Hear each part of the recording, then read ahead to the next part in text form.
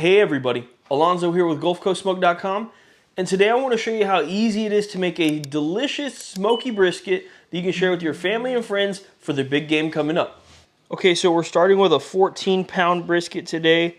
I like to start on the top with the trim, so I'm just going to take a little bit of this fat off. You'll notice that this is pretty thin here, so I'm just going to take it off. I'm just going to continue on the top here. If you look at this brisket here, it's actually pretty butchered up and it looks pretty bad. So one of the things that I'm going to do real quick is I'm actually going to turn this over and I'm going to just do a little bit of trimming here for a second just to start that process. You know, this is honestly a pretty big chunk. And that's pretty unfortunate that I'm going to have to cut that out. But just in order for it to cook evenly, I'm going to take this out. So now back to this fat here. I just want to take my blade, get it out.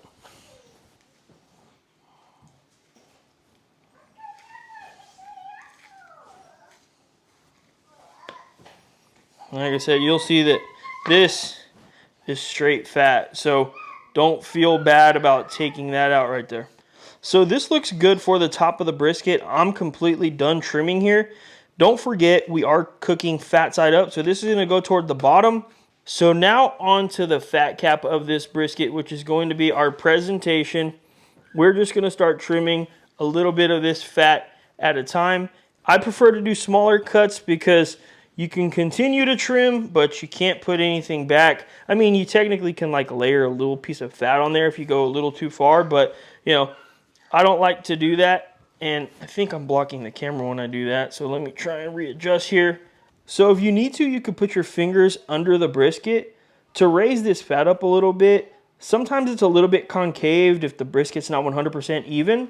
And this allows you to just trim a little bit easier. So keep that in mind next time you're trimming your brisket. If there's pieces of fat that you kind of can't get to, just put your fingers under there and it'll make it a lot easier. And the last thing I'll do is I'll get this part of the brisket and I'll trim all of this off. Just to expose the freshest part of this meat. A lot of the times this oxidizes a little bit, which is not a huge deal, but I do want to trim that off. And it's as simple as that. So take a look at the bottom of the brisket. This is what we're referring to as the bottom because we're cooking fat side up. And of course, here is the top side or the presentation side of our brisket. And I think that this was extremely simple, not hard to do. And you know, the brisket is extremely pliable. It's got a nice flat there. This is going to turn out pretty good. If I didn't mention it before, this is a USDA choice. I could not find any prime at my local HEB. So to season this brisket, we're going to keep it pretty simple. We do prefer a Texas style brisket, so we'll start with some coarse black pepper that I got from my local HEB, and we're just going to put a mediocre coat here. Now, typically if you were just doing salt and pepper, I would say go a little bit heavier, but our Southern Belle does have black pepper in it. So we're just going to go a light to a light medium coat. And I'm going to do this all the way around first.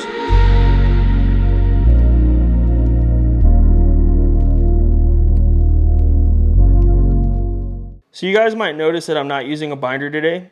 And that's because I simply want to test this out. What I want to test out is it going to make a difference? So I've actually used a lot of different binders. Typically, I would use Worcestershire sauce, and then I started using mustard, and then I started using mustard and hot sauce, mustard and pickle juice. I've tested, I don't want to say it all, but I've definitely tested a lot of stuff. And if I'm being 100% blatantly honest, I have never noticed a difference in the briskets. I'm not saying that they're good or bad necessarily. Well, I mean, I'm lying. They're obviously good, but, you know, I just don't think I've ever noticed a difference. And so I'm going to see today if no binder is going to make a difference here. If I had to guess, it's not going to, but we'll find out. If you can't tell, Southern Belle, like I said, it definitely does have pepper in it. So I'm going medium coat, not too heavy. We want that nice looking bark when we're cooking this brisket. And that's all there is to it for the preparation on this brisket. I trimmed it up and I seasoned it exactly the way I wanted. Now, we are doing some preparation beforehand. I'm gonna be smoking this brisket tomorrow. It's Saturday night, and I'll start this on Sunday morning. So for now, we're gonna put this in my refrigerator on a wire rack until tomorrow morning, and I'll take it out about an hour before I'm ready to put it on the Weber Smoky Mountain.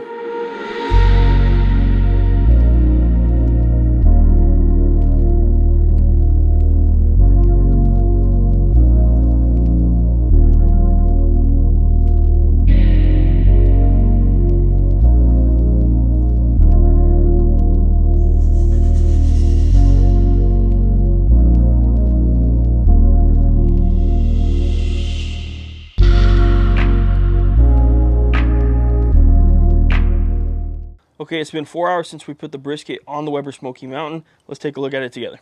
So we've been rocking at 275 the whole time. Like I said, it's been 4 hours. We haven't looked at this once, and it's looking really good. I'm getting a nice color there. It doesn't look too dried out, but just to make sure, let's hit it with a little bit of spritz. And this is just water and a little bit of soy sauce. So everything looks really good. It's exactly where I want it. I did forget to mention earlier that I did put a water pan down there with some onions. I just wanted to see if it made any difference. I don't think it will, but we just tried that out today. That's the first time we've ever done it. But let's put the cover back on and we'll check on this in another hour and a half.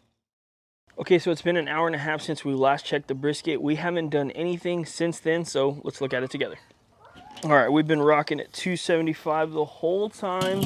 It's been about 5.5 hours overall, and you can see that it is looking really good. I'm getting some nice rendering on this fat. It's not quite time for me to wrap this. I want to see a little bit more fat render here, but this is on the right track. For you guys keeping track at home, we're sitting at 168 degrees. I am not too worried about that at all. Like I said, what I'm looking for is I'm looking for fat render.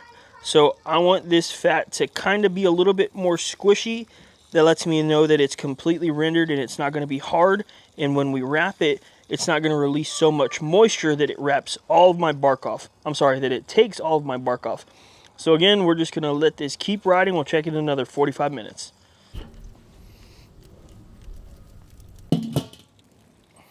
Yeah, bark's looking real good. There's a few areas here, like right there where it pooled a little bit.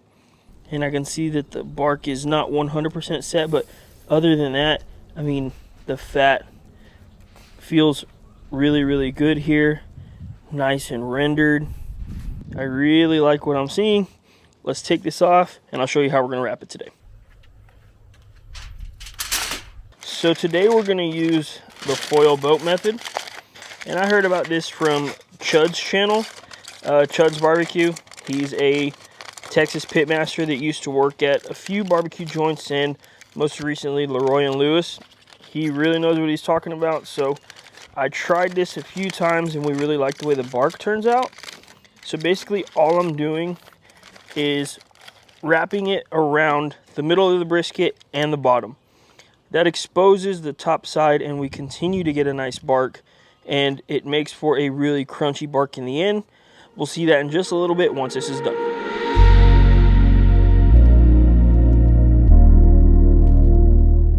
And now we'll periodically check this every 45 minutes or so until it's done. We're looking for probe tenderness, and I know a lot of you guys look for a specific internal temp. I don't do that anymore. Obviously, there's a guideline, right? So I want to be past 195, in between 210 as well, but I really want to feel the brisket, probe tender, and I'll show you exactly where I'm going to probe it. Okay, so I'll quickly show you guys that this right here is the point, and this is the flat. What I'm going to do is I'm going to probe right in between both muscles, and that right there is where I want to feel it probe tender. It gives me a good idea of where it is at on both parts of the muscle. So I learned this, I don't know how long ago I learned this, but this is something that I actually think was a really great tip. Instead of poking all over the brisket, if you poke right in between those two muscles, it gives you a great idea and you know exactly where you're at without putting so many holes everywhere. 8 hours later, this brisket is done. We have been checking it periodically, but I want to show you exactly what we were looking for in order to verify 100% that it's done.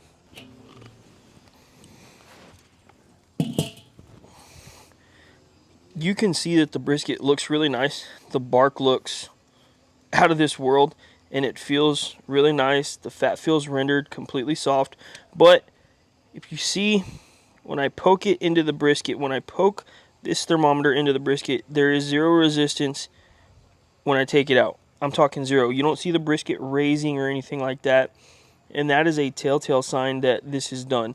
So, like I told you guys earlier, I'm probing right here in between the two muscles, but just for everybody at home, I'll also show you the flat, same thing, and the point, same thing.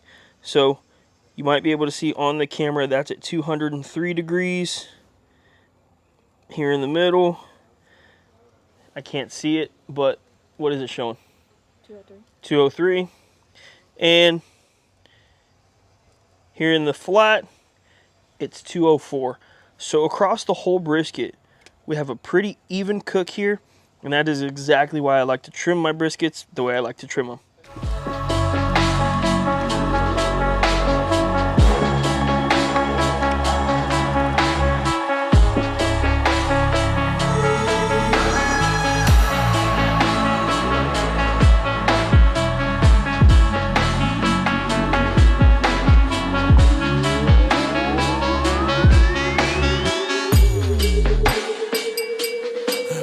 Yeah.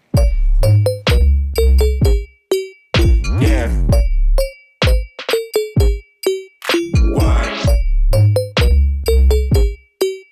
Yeah. Yeah, yeah, yeah. Load that. Yeah. What? Yeah. Yeah. Yeah. The video's gone on long enough. Let's take a bite of this, talk about how it tastes. Oh my gosh. That is so tender. I don't know if you could see how easily I was able to take a bite out of that. I mean, it takes no effort at all.